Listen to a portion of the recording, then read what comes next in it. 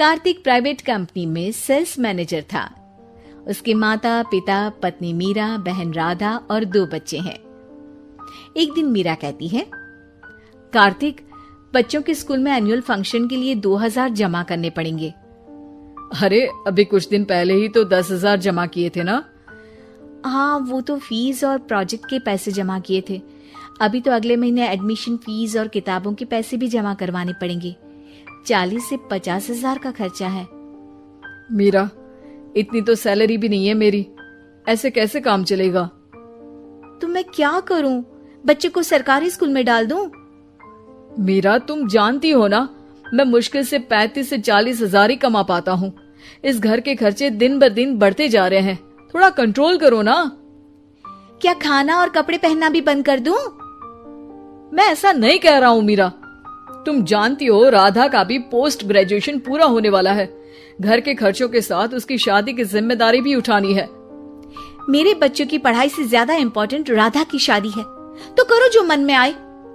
मैं बोझ लगती हूँ तो मैं बच्चों के साथ अपने मायके चली जाती हूँ। तुम्हारी सारी मुसीबतें ही खत्म हो जाएगी। मीरा, मुझसे बहस मत करो। सुबह सुबह ऑफिस जाने के टाइम पर ही कलेश करके दिन मत खराब करो। इतना बोलकर कार्तिक वहां से चला जाता है। तभी, कार्तिक बेटा, ऑफिस जा रहे हो? मेरी दवाइयां लेते आना।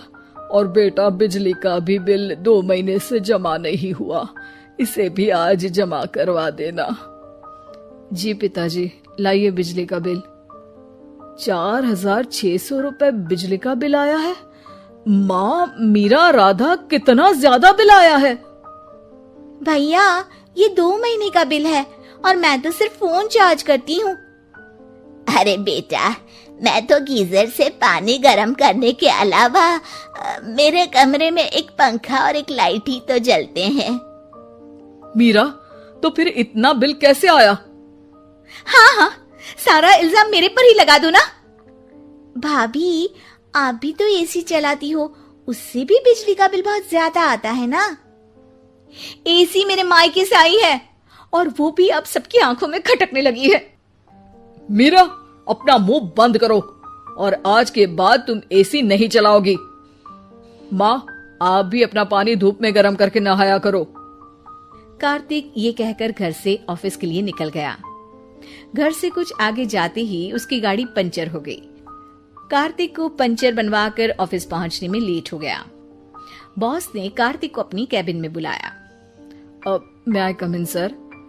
कम इन। बहुत लेट हो तुम। सॉरी सर, कुछ प्रॉब्लम्स की वजह से लेट हो गया। मुझे कुछ नहीं सुनना। तुम्हारा टारगेट कंप्लीट हुआ? नो सर, अभी बाकी है। क्यों? सर, मार्केट में बहुत रिसेशन चल रहा है, बिजनेस कहीं से मिल नहीं पा रहा। मैं अपनी तरफ से पूरी कोशिश कर रहा हूँ सर। मुझे तुम्हारी कोशिश नहीं चाहिए, मुझे बिजनेस चाहिए। अगर तुमसे नहीं हो पा रहा है तो तुम रिजाइन कर सकते हो। अब नहीं सर, मुझे इस नौकरी की बहुत जरूरत है। मैं अपनी फैमिली का सिंगल अर्निंग पर्सन हूँ। मेरी जॉब चली गई तो मेरी फैमिली प्रॉब्लम में आ जाएगी सर। इसका ख्याल तुम्हें रखना चाहिए। जाओ यहाँ से, और बिना बिजनेस लाए मुझे तुम अपना मुंह मत दिखाना। कार्तिक बिजनेस की तलाश में इधर से उधर कड़ी धूप में सारा दिन भटकता रहता है और थका हारा जब शाम को घर आया। बेटा, मेरी दवाई ले आए और बिजली का बिल भर दिया। अब दवाई लाना भूल गया पिताजी, और बिजली का बिल जल्दी भर दूंगा। पर बेटा, याद से भर देना, वरना बिजली वाले बिजली काट कर चले जाएंगे। लीजिए पानी। बच्चों के एनुअल फंक्शन के लिए स्कूल में जमा करने वाले पैसे लेकर आए?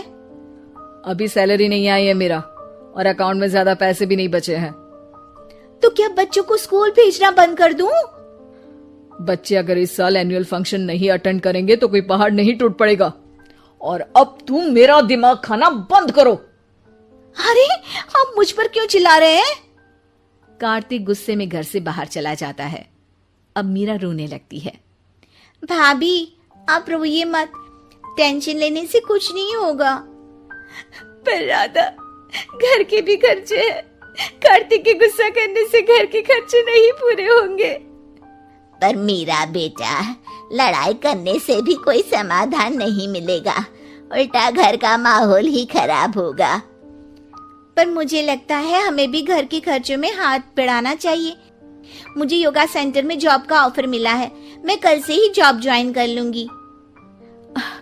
वैसे तो मुझे भी सिलाई आती है, मैं भी लोगों के कपड़े सिलना शुरू कर देती हूँ।